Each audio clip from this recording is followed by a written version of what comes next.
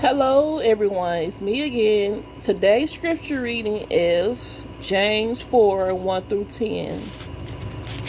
And I will be reading the NIV version. You can read whatever version you want, but I'm going to tell you what it says. What causes fights? And bear with me because it's hard for me to pronounce some of these words. So just bear with me. What causes fights and quarrels among you? Don't they come from your desires that battle within you? You desire, but you do not have, so you kill.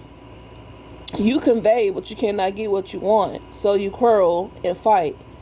You do not have because you do not ask God.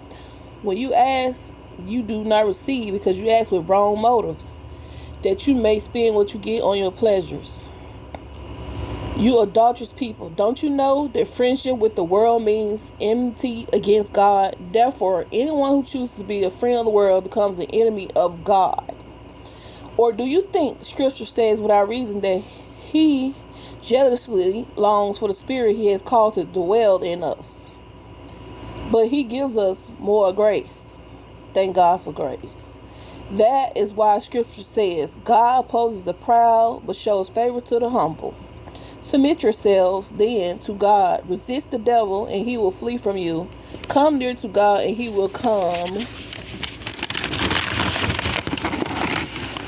near to you. Wash your hands, you sinners, and purify your hearts, you double-minded. Grieve, mourn, and wail. Change your laughter to mourning and your joy to gloom. Humble yourselves before the Lord and he will lift you up. So you guys, what do you think of that verse? What do you think that means? What message you think that God was trying to give us? And how can you apply this to your life? So when you think of the word humble, what do you think about? And also about the let's see here. So let me scope my paper.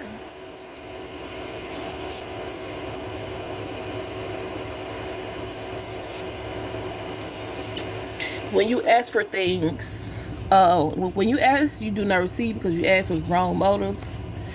So that one right there made me really think. When you pray to God for things and ask Him to bless you with certain things, do you do it for the right motives? Let's just say, for instance, you want some new car and it's some big flashy car, but your reason behind it is like you want to what they call stunt stunt to show out this new car instead of you asking, praying for it because you really need transportation. And not just you need this transportation, but you can maybe use this transportation to help someone else that may need help getting around, or use that transportation to help, bring some food to someone, just something useful, for a good reason, a good motive, not just to be showing off. So that's something that you should never want to do, is pray for something to have for bad motives. It's another example. I know this is crazy, but it has been some people who've prayed to have someone else's husband or wife, girlfriend or boyfriend. Do you think that's a good motive? Like, do you think that's something good to pray about, to have something that someone else has that don't belong to you? Although we all belong to the Lord, but you know what I'm saying. So when you think about that, think about what are your intentions when you're praying about something or wanting something. What is your motive behind it?